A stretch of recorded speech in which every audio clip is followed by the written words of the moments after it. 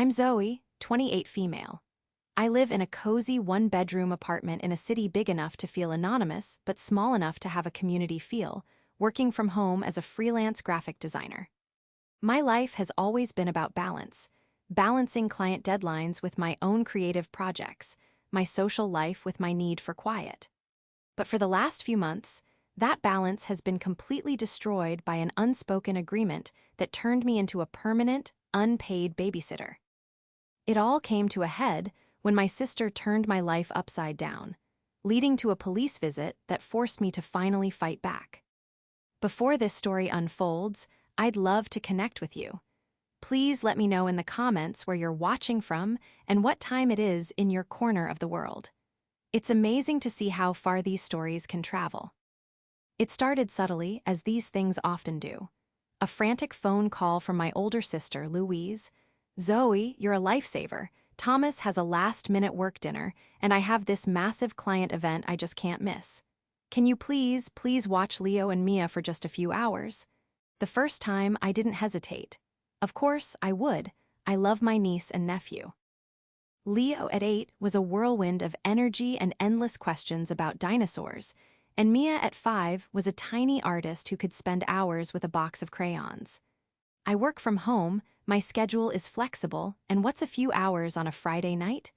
I cleared off my dining table, turning it into a fortress of coloring books and Legos, and ordered their favorite pizza. It was fun. It was a one-off. Or so I thought.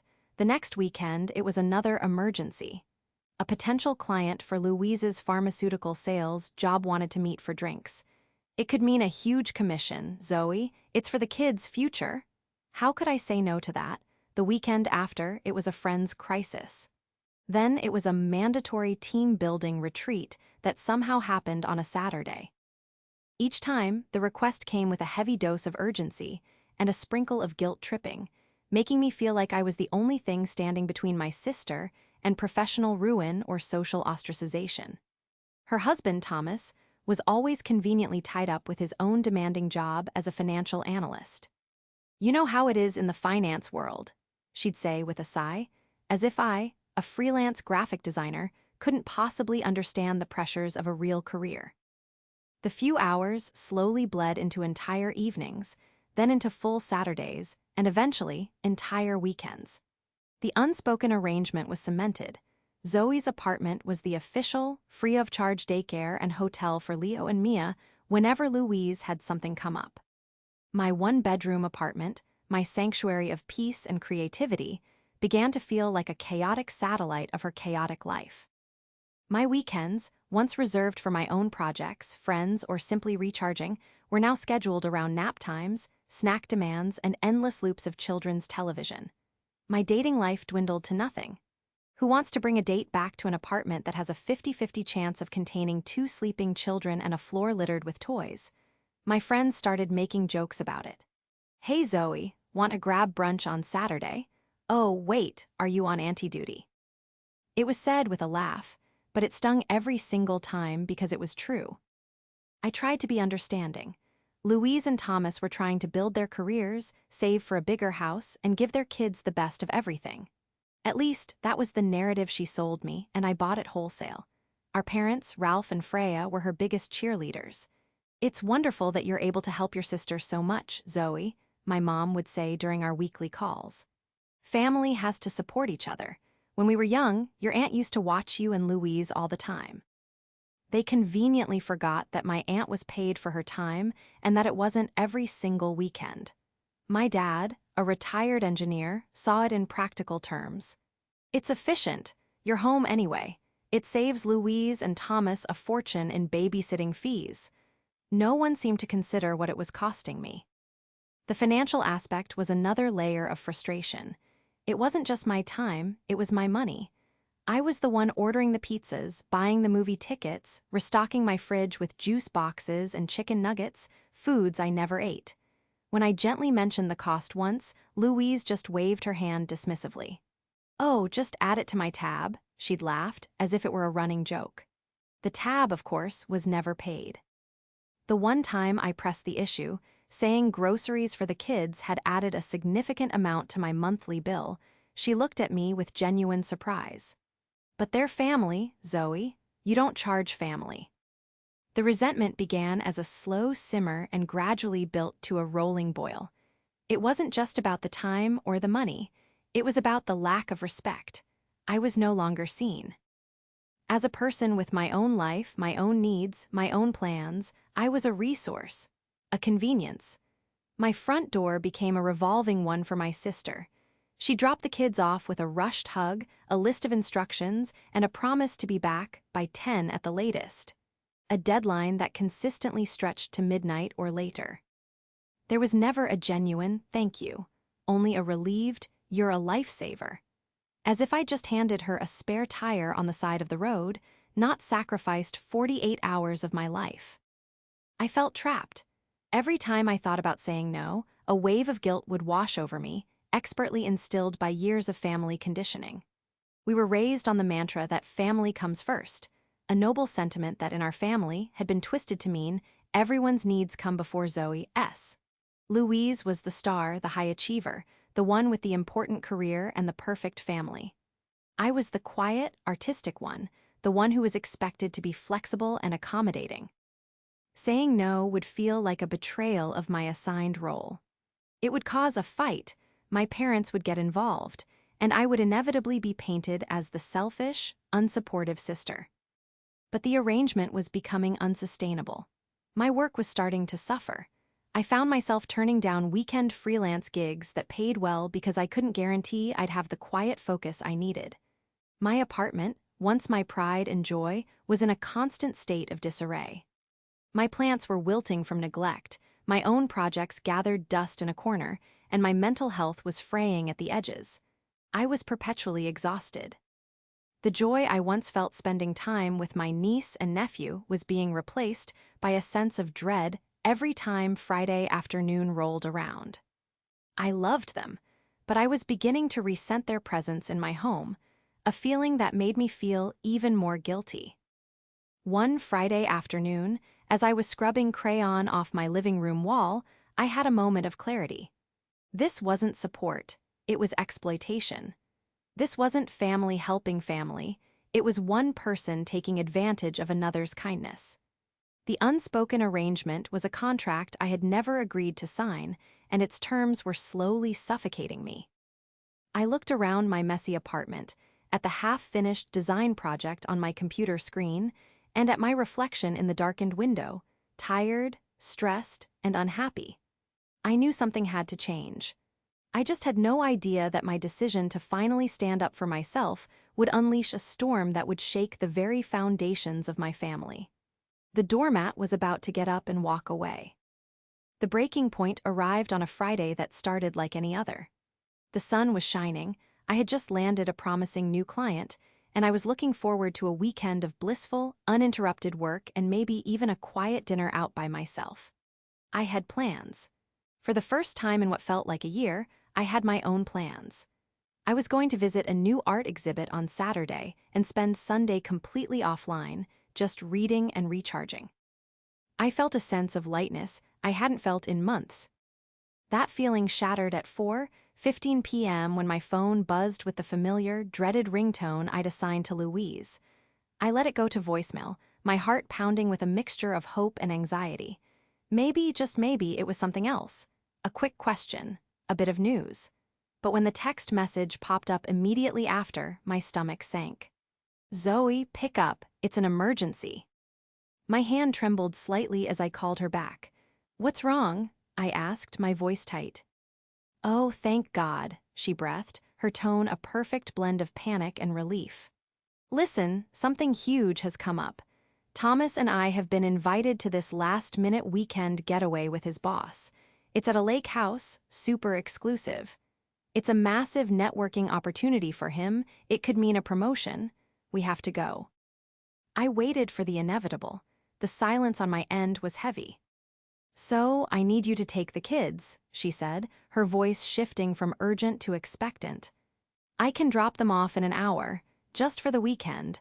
We'll be back Sunday night." Just for the weekend?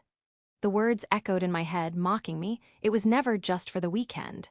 It was my entire weekend, my art exhibit, my quiet Sunday, my sanity. The simmering resentment from the past few months boiled over. This time, something inside me snapped. The guilt, the sense of obligation, it was all still there, but for the first time, my own needs were screaming louder. "No," I said. The word was quiet, but it felt like a cannon blast in the silence. Louise laughed, a short, sharp sound of disbelief. "What? Zoe, I don't have time for jokes. This is important." "I'm not joking, Louise," I said, my voice gaining strength. "I can't do it. I have plans this weekend." The line went quiet for a moment. I could almost hear the gears turning in her head, trying to process this unprecedented rebellion. "Plans?" she finally scoffed. "What kind of plans could you possibly have that are more important than your brother-in-law's career? Are you meeting up with a friend? Just cancel. They'll understand." "They're my plans," I said firmly. "And I'm not canceling them. This is the 5th weekend in a row you've asked me to take the kids, Louise. I'm not your built-in babysitter." The shift in her tone was instantaneous. The manufactured panic evaporated, replaced by cold, sharp anger. "My built-in babysitter? Is that what you think this is? This is family helping family. This is me trying to build a better life for my children, and you're complaining about having to spend time with your own niece and nephew." "I love Leo and Mia," I countered, trying to keep my voice steady. "But I also have a life. And a job. You don't respect my time, my home, or my money. You just assume I'll drop everything whenever it's convenient for you." "Oh, I don't respect you," she shrieked, her voice rising in pitch. "I'm the one working a high-pressure job, managing a household, and raising 2 kids. You sit at home on your computer all day. It's not that hard to watch a movie with them. You're being incredibly selfish, Zoe." The accusation hit me like a slap. Selfish. It was the word my family always used to keep me in line. For years, it had been my kryptonite. But this time, it felt different. This time, it felt like a badge of honor. Maybe being selfish was just another word for having boundaries. "I'm sorry you feel that way," I said, my voice now calm and detached. "But my answer is no. You and Thomas will have to find another solution.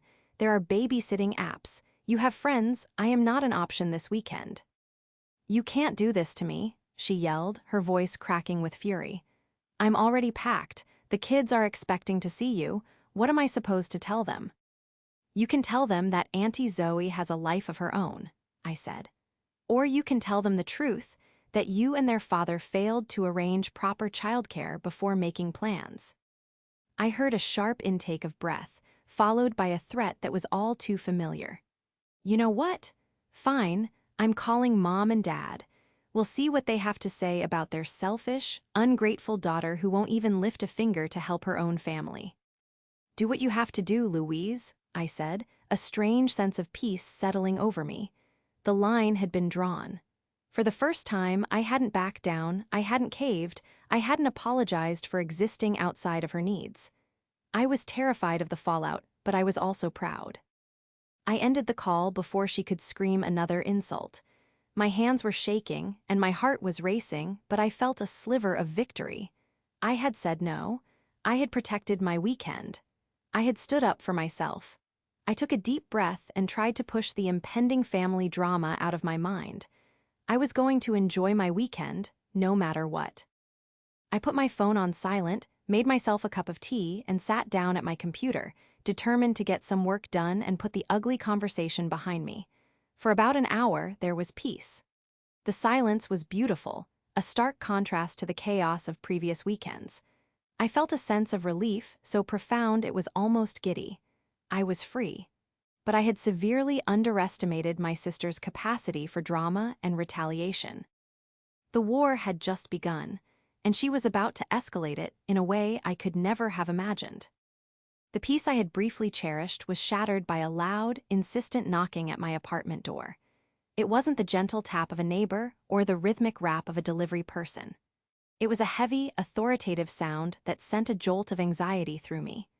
My first thought was that Louise, in her rage, had driven over to confront me in person, probably with the kids in tow to use as emotional leverage. I steeled myself, took a deep breath, and walked to the door, ready for round 2 of our argument. But when I looked through the peephole, my blood ran cold. It was Louise. It was 2 police officers, their faces stern under the harsh, fluorescent light of the hallway. My mind raced, trying to comprehend what was happening. Did a neighbor complain about noise? Was there an issue in the building? Nothing made sense. My hand trembled as I unlocked and opened the door a few inches, leaving the chain on. "Good evening," the taller officer said, his voice polite but firm. "Are you Zoe Miller?"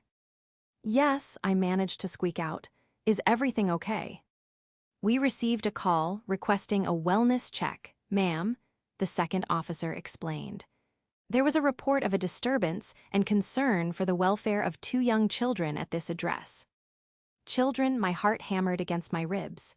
Children? There are no children here. I live alone. The officers exchanged a look. "Ma'am," the caller, a Ms. Louise Forster, stated that her 2 children, Leo and Mia, were supposed to be in your care. She said you had an argument, and she's now unable to reach you, and is concerned for their safety. The sheer audacity of it knocked the air out of my lungs. Louise hadn't just called our parents. She had called the police. She had weaponized them, lied to them, and sent them to my door to intimidate me, all because I had said no. A hot, furious wave washed over me, momentarily eclipsing the fear. "That's an absolute lie," I said, my voice shaking with rage. "My sister and I had a disagreement on the phone an hour ago because I refused to babysit for her this weekend. Her children have never been here. They are with her. She is lying to you to harass me." The officers' expressions remained neutral, professional. They had a job to do. "We understand, ma'am, but we still need to verify that there are no children here," the taller one said. "Would you mind if we just took a quick look inside?" Humiliation burned in my cheeks. My neighbors were starting to peek out of their doors, their faces a mixture of curiosity and concern. A police visit was a rare and dramatic event in our quiet building. I felt my reputation, my peaceful existence, crumbling under the weight of my sister's malicious lie. But I knew that refusing would only make me look guilty. "Fine," I said, unlatching the chain and opening the door wider. "Come in, look wherever you want." They stepped inside, their presence immediately making my small apartment feel claustrophobic. They were respectful and quick, glancing into my small bedroom, the bathroom, even the closets. It took less than a minute to confirm what I had told them. The apartment was quiet, tidy, and conspicuously child-free. "All right, ma'am. It's clear there are no children here," the first officer said, his tone softening slightly. "I'm sorry to have disturbed you." Just as they were about to leave, my neighbor from across the hall, Benedict, opened his door. Benedict was a lawyer who I'd exchanged pleasantries with in the elevator a few times. He was quiet, smart, and had a very calming presence. He saw the officers and the distraught look on my face, and his expression immediately sharpened with concern. "Is everything okay, Zoe?" he asked, stepping into the hallway. "My sister called them," I said, the words tumbling out in a rush of anger and embarrassment. "She lied and said her kids were here and that she was worried for their safety, all because I wouldn't babysit." Benedict's eyebrows shot up. He looked at the officers. "So, to be clear, you were dispatched here based on a false report." The officer nodded. "It appears so. The caller alleged her children were here and potentially in danger. We found no evidence of that." Benedict's legal mind was clearly whirring. "Filing a false police report is a serious offense," he said, his voice steady and professional. "It ties up emergency resources and can be used as a tool for harassment, which seems to be exactly what happened here." He turned to me. "Zoe, did you get the officers' names and badge numbers? You should absolutely file a report of your own." The thought hadn't even occurred to me. I was so caught up in the shock and humiliation that I hadn't considered fighting back. But hearing Benedict, seeing the situation through his clear, logical eyes, ignited a spark of determination within me. He was right. This wasn't just a family squabble anymore. Louise had crossed a legal line. I got the officers' information, and they gave me the incident number. advising me on how to file a formal complaint about the false report. After they left, Benedict stayed with me in the hallway as my other neighbors retreated back into their apartments. "Are you all right?" he asked gently. I shook my head, tears of frustration finally welling in my eyes. "No, I can't believe she would do this. It's insane."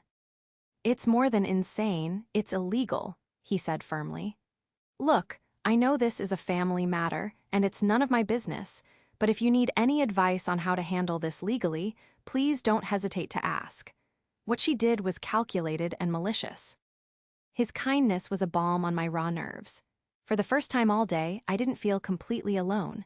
I thanked him, my voice thick with emotion, and retreated back into my apartment. The sense of victory I'd felt earlier had been replaced by a cold, hard resolve.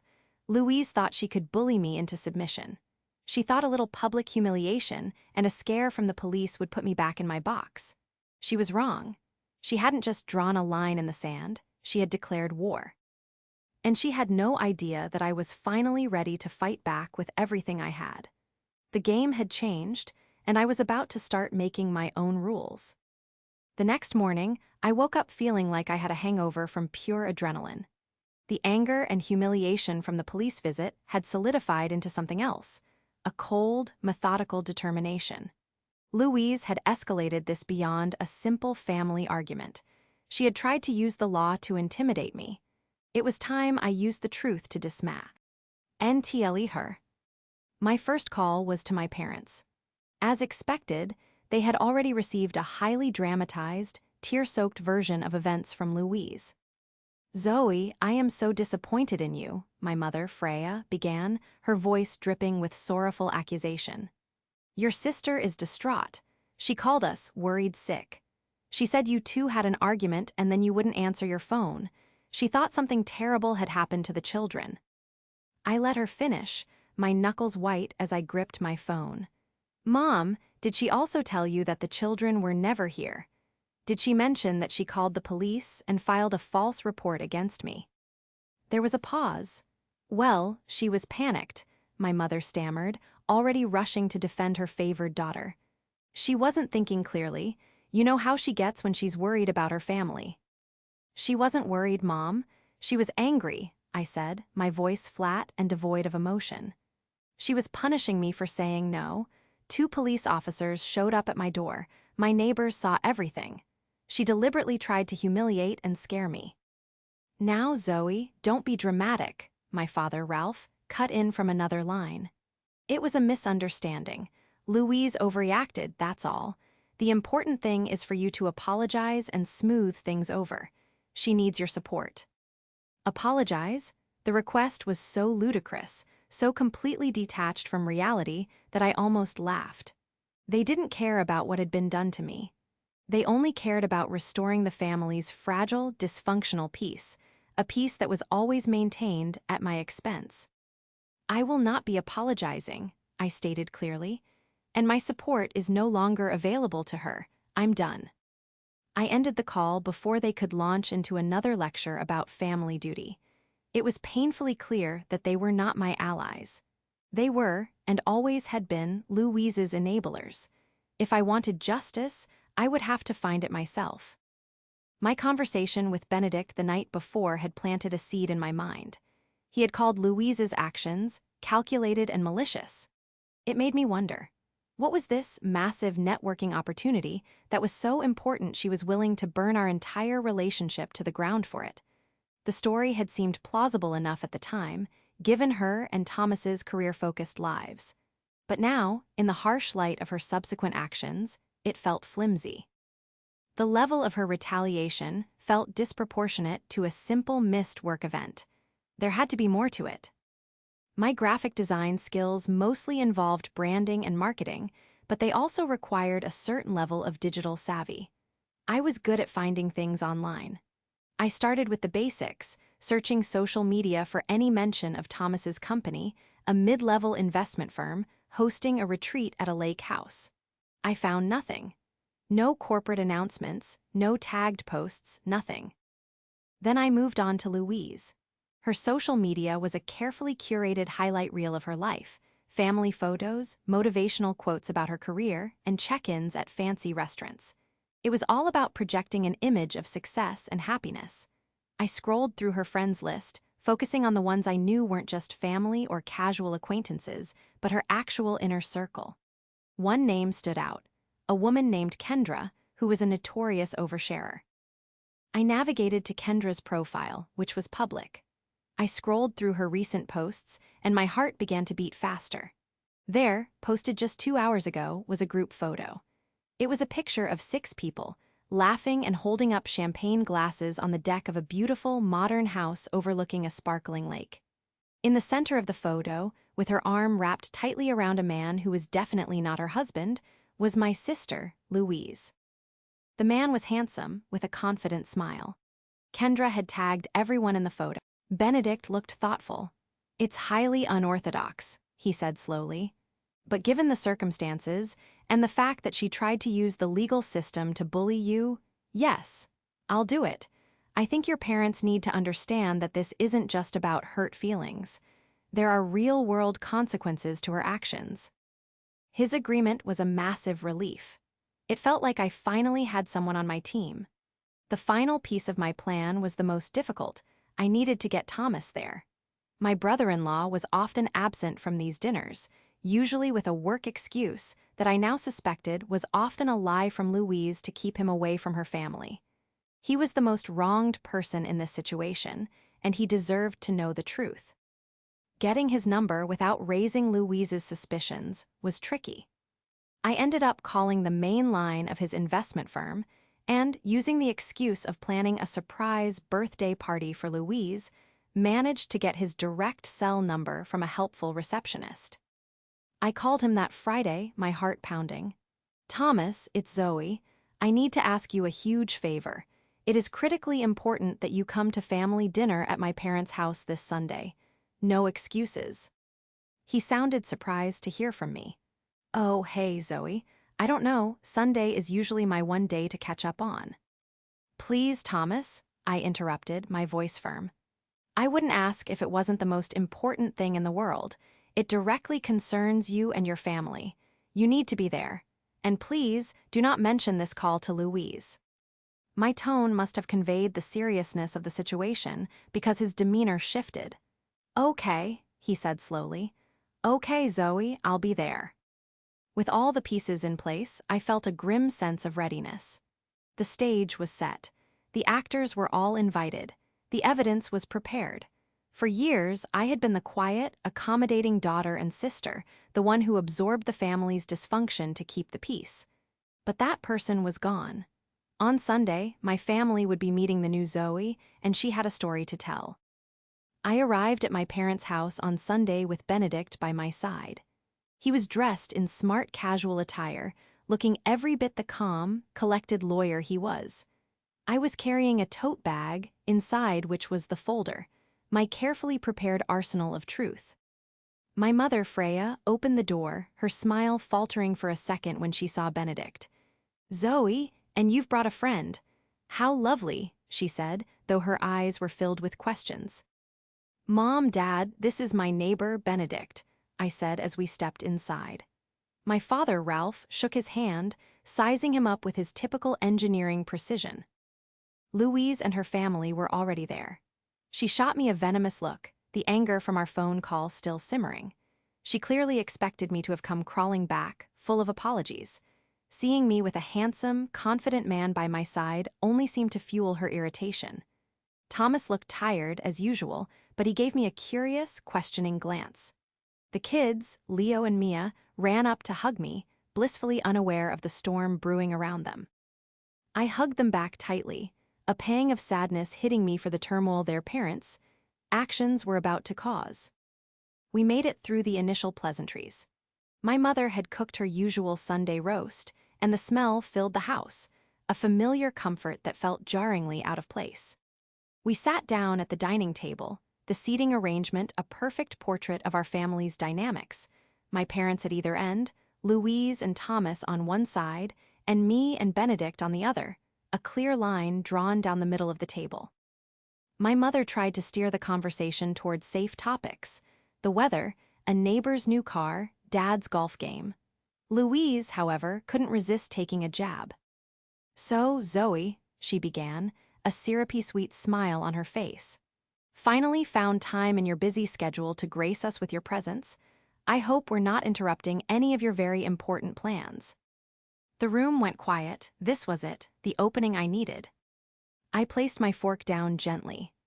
"Actually, Louise, my plans from last weekend are exactly what I wanted to talk about," I said, my voice calm and even. I reached into my tote bag and pulled out the folder, placing it on the table with a soft thud. "What's that?" my father asked, frowning. "It's a collection of documents," I explained, my eyes locked on Louise. "It's about what happened last weekend. I think it's time we all got on the same page about the facts." Louise rolled her eyes dramatically. "Oh my God, are you still on this? Zoe, you were being selfish, you said no, I got worried. End of story. Apologize and let's move on." "It's not the end of the story," I said, opening the folder. "Let's start with this." I slid the first document across the table to my father, a copy of the police report. "This is a report from the wellness check that was called on my apartment last Friday night. As you can see, the caller is listed as Louise Forster. The reason is a fabricated concern for the welfare of her children, who were never in my home." My father picked up the paper, his brow furrowed as he read. My mother leaned over to look, her hand flying to her mouth. Thomas's head snapped toward Louise, his eyes wide with confusion. "You called the cops on your sister." "I was worried," Louise insisted, her voice getting shrill. "She wasn't answering her phone." "That's a lie," I said calmly. "You were angry because I wouldn't cancel my plans to accommodate yours, which brings me to my next point. What exactly were your plans, Louise?" I took out the next item, the high-resolution photo of her on the lake house deck, her arm around Julian. I placed it in the center of the table. The effect was instantaneous. Louise's face went completely pale. Thomas stared at the photo, his face a mask of disbelief and dawning horror. My parents just looked confused. "Who is that man, Louise?" I asked quietly. That's just a friend," she stammered, her eyes darting around the room, looking for an escape. "Is he?" I slid the printouts from Kendra's social media post next to the photo. "Because your friend Kendra called it a birthday celebration for Julian. And according to the rental agreement for the lake house, which I also have a copy of, the property was rented by a Dr. Julian Croft, not by Thomas's company. There was no corporate retreat, was there, Louise?" Silence. The only sound was my mother's soft gasp. Thomas slowly pushed his chair back from the table, his eyes never leaving the photo of his wife with another man. "You told me you were at a work event," he said, his voice dangerously low. "It was a mix," Louise tried, her voice trembling. "It was friends and work people." "Then why did you lie to me?" I pressed. "Why did you lie to Thomas? And why, when I refused to be your accomplice, did you lie to the police?" I turned to my parents. She didn't overreact. She wasn't worried. She acted with malice because I was a threat to her secret weekend trip with another man. She tried to discredit me and intimidate me by sending the police to my home. My father looked from the papers to Louise, his face grim. The engineer in him was processing the undeniable data. The narrative he had accepted was collapsing. "Louise," he said, his voice heavy with disappointment, "is this true?" Louise burst into tears, the last resort of a manipulator who has run out of lies. "She's twisting everything. Zoe has always been jealous of me. She's trying to ruin my life." Before my mother could rush to comfort her, Benedict spoke for the first time, his voice cutting through the drama with calm authority. "Mr. and Mrs. Miller," he said, addressing my parents directly.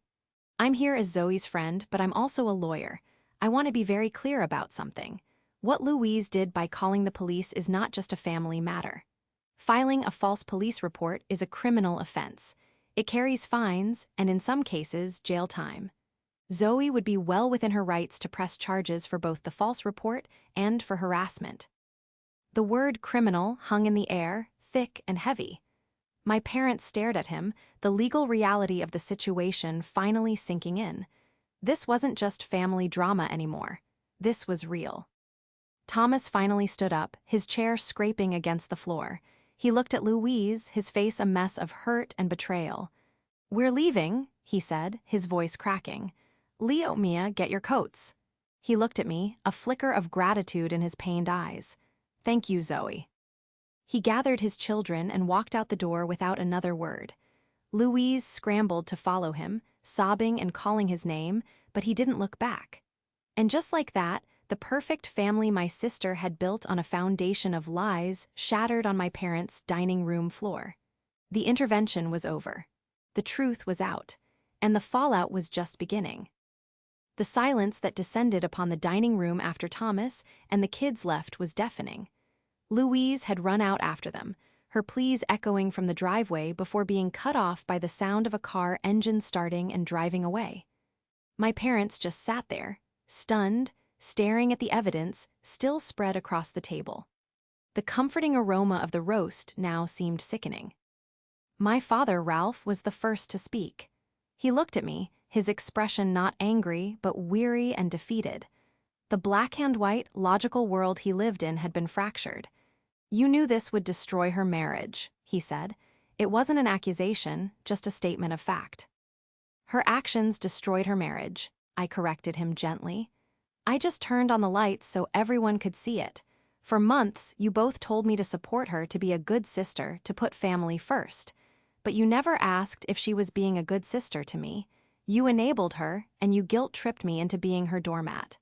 The police showing up at my door was the end of that." My mother, Freya, started to cry softly. "We just wanted everyone to get along," she whispered. We never knew she was lying like that." "That's the problem," I said, my voice firm but not unkind. "You never asked. You just assumed I was the one who needed to be more flexible, more understanding. You assumed she was the one who deserved all the support." I looked at Benedict, who gave me a subtle nod of encouragement. "From now on, things are going to be different. I am drawing new borders. My home is my own. My time is my own. I will not be the family's default problem solver or babysitter. My help and support will be given when I choose to give it, not when it is demanded of me." I stood up and began gathering my evidence into the folder. "I love you both, but my relationship with you needs to change too. It has to be based on mutual respect, not on my willingness to sacrifice my life for Louise's convenience." We left shortly after that. The drive back to our apartment building was quiet. "Are you okay?" Benedict finally asked as we pulled into the parking garage. "I think so," I said, and I was surprised to find that it was true. I felt lighter, as if I had finally put down a burden I had been carrying for years. "Thank you, Benedict. I couldn't have done that without you." "You were incredible, Zoe," he said, smiling. "You were calm, prepared, and you spoke your truth. They had no choice but to listen." The days that followed were a whirlwind of quiet fallout. Louise, as expected, tried to launch a smear campaign. She sent me a string of furious texts, calling me a vindictive monster who had ruined her life. She told our extended family a twisted version of the story where I, out of jealousy, had hired a private investigator to stalk her and invent a story to break up her marriage. But the narrative didn't stick. The evidence was too clear, and Thomas, for his part, was not silent. He told his family the truth, and the story of Louise's affair and her false police report began to circulate. The sympathy she so desperately sought never materialized. Thomas filed for divorce within 2 weeks. He moved out, securing temporary full custody of the kids, citing Louise's instability and deceitful behavior. Louise was forced to move out of their beautiful suburban home and into a small, overpriced apartment. Her perfect life, the one she had lorded over me for years, had imploded. She had to start paying for her own childcare, and the financial reality of her choices hit her hard. My relationship with my parents was strained for a while. They were caught between their lifelong habit of defending Louise and the undeniable truth I had presented. We had several difficult conversations, but for the first time I didn't back down. I held my ground, reiterating my new boundaries. Slowly, painstakingly, they began to understand. They started calling me just to ask how I was doing, not to ask for a favor. My dad even called one day to apologize. "We should have listened to you, Zoe," he said. "We weren't fair to you." It was a simple admission, but it meant the world to me. As for me, my life began to blossom in the space I had reclaimed. My work flourished. I took on new, exciting projects. My apartment once again became my sanctuary. My friendship with Benedict deepened, evolving from neighborly support into something more. We started having dinner together, exploring art exhibits, and discovering that we had far more in common than just a manipulative sister. He was kind, intelligent, and respected my boundaries without me ever having to state them. He saw me for who I was, not for what I could do for him. Months later, I was sitting on my balcony with Benedict, watching the sunset. My phone buzzed with a text from a number I didn't recognize. It was Louise. The message was short and startlingly different from her previous ones. "I know it's too late, but I'm sorry. You were right. I messed everything up." I showed the text to Benedict. "Do you think she means it?" I wondered aloud. "Maybe," he said, taking my hand. "People can change, but that doesn't mean you have to let her back in. Your peace is the priority now." He was right. I didn't reply to the text. Forgiveness might come someday, but trust was a different matter entirely. I had drawn my new borders not out of spite, but out of self-preservation. For the first time in my life, I was putting myself first, and my world was better for it. I had faced the storm and come out the other side, not just intact, but stronger, happier, and finally, truly free.